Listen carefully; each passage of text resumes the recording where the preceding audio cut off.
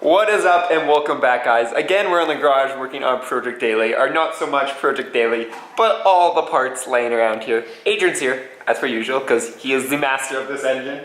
But we're gonna go through all these parts and all the stuff laying around. We're gonna make two big lists. We're gonna make one of what we have to do and the parts I need to buy. So I know I have some certain stuff like oil pressure gauge I'm going to be putting in because, you know, it's a Subaru, don't want to lose oil pressure. And then some fuel lines and some of that, like oil lines. But we are not sure what else, so we're going to make a big list. And then I'm going to talk to the Vex Performance, the place I've been getting all my stuff. They've been super nice with getting me good deals. So I'm going to talk to them and figure out what's the plan, what's all the stuff I need. And then we're going to order it, and then we're going to hopefully have this car done in less than a month now. Can we do it, Adrian? Yeah. Yeah, see, he believes in us. Anyways, we're gonna start on making this list and I'll keep you guys updated.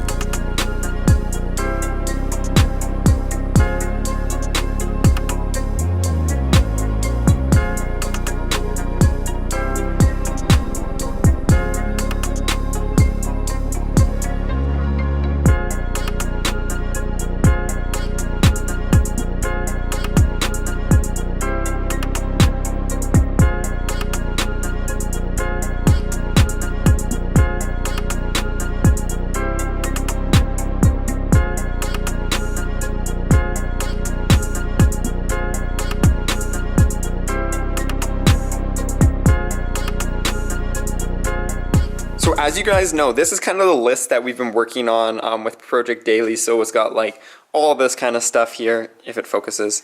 There we go. And that was kind of the list we've been working on, just of like things we need to upgrade. Oh yeah, you can erase that. We don't...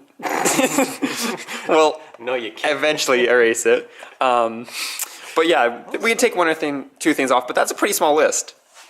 Because this is a list we're dealing with to get this engine back into this car. So...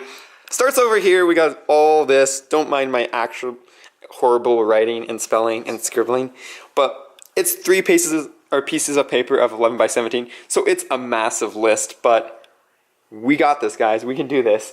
It's because all of this is out and we've got stuff to do in the engine bay itself, and then this is the list that's gonna make me go broke, guys. This is all the things I need to buy. A lot of these isn't so much parts, like maybe the 3-gauge pod is a part, and like heat wrap and stuff, but like not everything here is like a part as so much like stuff like brake cleaner, just like stuff we need to use to build this. So it's a fairly long list though. It's another 11 by 17. I almost had to go make another piece of paper, but I just started putting it on this side. So I don't really exactly have a plan of what we're going to do today besides make the list. So I think we're just going to start with something on the list. I was thinking about taking out that EVAP system because who needs the EVAP, right, Adrian? It doesn't exist. Mine doesn't work. There's a huge hole in one of the lines, and to replace that line you have to drop the rear subframe, so that's not happening. As I said, we're going to be removing the charcoal canister on Project Daily. So essentially it's a thing that recirculates like the fumes from the gas tank. And the issue with that is it actually recirculates it and then sends it up to the engine where it gets burnt. I'm not sure exactly what line that is. I think it's the one that we almost broke. I think it's this guy actually, right here, yeah. It's this guy, not this one. This one's for water methanol, which we won't be tuning or installing because it doesn't have a failsafe and I don't want to blow up my motor, so we're not going to do that. But this is the EVAP, so this comes out from the back and burns the fumes. But since the EVAP, this line somewhere on the car doesn't work anymore, that is absolutely useless. So we're going to be just taking out the charcoal canister because we don't have a tech inspection like places in the States do, so it's not that important. And this is going to be daily driven every day, so it's not like a huge environmental concern anyways. This thing doesn't have a cat, so I mean, it's not the safest for the environment, but because the car is like tilted back, I have barely any room back here to do this, but we should be fine. So this is the guy we're removing. This is the charcoal canister. On pretty much any GD Subaru has it, unless it's modified pretty heavily like this one is. So should be a bolt here, and I think a bolt back there, and then this guy drops out. And as you can see, I've done this maintenance before. This was the first thing I had to do is I changed the pigtail here. Turns out that wasn't the problem, but who knows, because actually, well, when we got it smoke tested, there was a leak back here somewhere, so that's why this is coming out and it's not going to be replaced. Oh, yep. I'm kind of stuck under the car so you can't see very well, but there. And then there's one bolt there. And now we're just held on by some hoses. But look how much room that frees up back here. And shows how much rust there is, so I need to fix that. I can actually take off this bracket too. And save a little bit more weight, because, you know, weight reduction. Right, Adrian?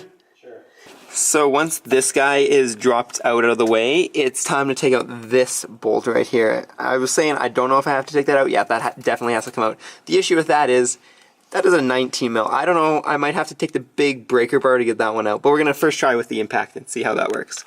Guys, right there, or this big bolt right here, I just took the breaker bar and I was pushing off the house and it wasn't budging. So you know what we're going to do? We're going to put some penetrant oil on it, let it sit for a little bit because that ain't coming off. There's a bolt up here, this guy right here. That just sheared right off. And this one now is spinning inside the frame. The nut that's on the frame on the inside is now just spinning around. So, angle grinder time. Why does it always end up that we're using this? It seems like every time we pull out something on the car, it's using the angle grinder. Anyways, I'm going to angle grind that little piece off. I'm not going to time-lapse this because you guys just see me angle grind so many things off now. It's just like a daily routine on this car. We're like halfway there, guys. The bolt's like halfway gone. This is taking forever since it's such a big bolt. I've been playing with that stupid thing. Adrian's done. He's almost finished the rad. He's polished the crossover pipe. And he's also worked on the injectors. Well, I've been just doing that one thing. So these injectors are taken apart. We just kind of clean this up just a little bit. They're going back on the car, but eventually I'll go with bigger top feed injectors. So we weren't too worried about this, just got it cleaned up a little bit. We actually can't get one of these injectors out, that's why it's sitting like this. But we'll give them a clean because, well, there's a little bit of dirt all over. So we'll clean those before we put them back on. But we're just seeing how they fit with that, and they fit pretty well. And then check that out. It's getting nice and clean, and then we actually have some polish for that. Here we go. Some polish that we'll end up polishing the rad and the intercooler sometime. But that stupid bolt is just taking forever. Hopefully it'll be done in the next like 10 minutes, but it is actually taking forever, guys. That took way longer than expected, and I'm covered in dust. That's nice to know. Adrian actually already left, and we grabbed something and took a break, but I finally got that bolt out, guys. Look at this mess down here, though. So there's a part of the washer I was grinding. That doesn't matter. It was the bolt head that was the pain, and actually, there it is. There's the last of it. A little tiny bit of the 17 mil, but that was huge. That was so much to take off, but I don't know how well you guys can see it down here. You can see it, so that was where it was, that hole right there. And that's a little bit of painting we have to do, but essentially this whole thing is ready to go now. So we just gotta undo this wire up here. This guy comes off, undo this wire can just kind of drag behind, and then take out all these lines. And then once these lines are out, I'll show you exactly what lines we need to do, or keep, but there's only one. The rest can be cut off and plugged, essentially. You just reach under here and pull that out. That is a pain and a half. Holy, that took way longer to pull this little guy than expected, but this is the charcoal canister that they use on pretty much all the GD Subarus as far as I know, and it's for emissions, but as I said, we don't need it because it doesn't work. But there's a lot of stuff that does not a lot of. So some of the tubes are this guy. This guy actually runs up to the front. There's a tube that goes all the way up front, and it sends the gases from this to that. But look at this, guys. It's like rusted through, so it probably didn't do anything. And then here's that stupid bracket that wouldn't come off, but that is off. And then one of these tubes actually is your breather for your fuel tank. I believe it's a big one. I will check once I'm on there to show you guys. And then this guy just runs up to the front. So that is that gone. This is pretty much useless to me now, and it's probably useless to pretty much most people. This is just getting more and more common to pull this guy out. So there we go. Look at all that room, guys. So you can see exactly where the bolt was. You can see the bolt that I hit, but we should be fine. That is holding the bumper beam, which isn't that big of an issue. But there's the 3 hoses. So as far as I can tell, I'm not going to completely say I'm 100% confident with this, but this is what I've learned so far, is that this guy right here connects to the front of the car. So this one, useless. This one is your breather hose, that's why it's got two coming from it.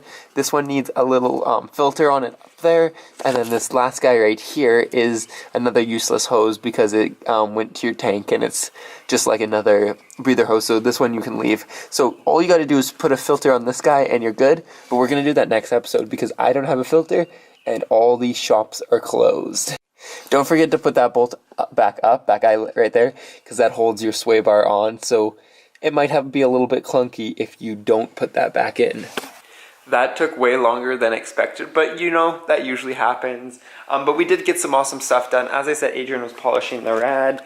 He actually got it nice and clean, so we can actually take this polishing compound itself and make that nice and shiny. So that's next to do on our list. He also, as we saw him do, we're working on the injectors and the fuel rails. So we have 2 injectors out. If you guys know of a way to clean these without actually sending them off, that'd be handy. I don't know. They're actually pretty clean, just taking a quick look at them. So we might not have to do that, but it'd be nice just to clean them out. And then, of course, we're going to blow out the fuel lines themselves. And then, of course, we got that stupid charcoal canister out. So I'm really glad we got that out. It took longer than expected, as I was saying, but it's just one less thing. It's a little bit of weight out of Project Daily, because it wasn't working anyways. I will put that little fuel filter on there, or a little filter on the breather line eventually, but that is going to be it for today. So until next time, peace out and stay humble.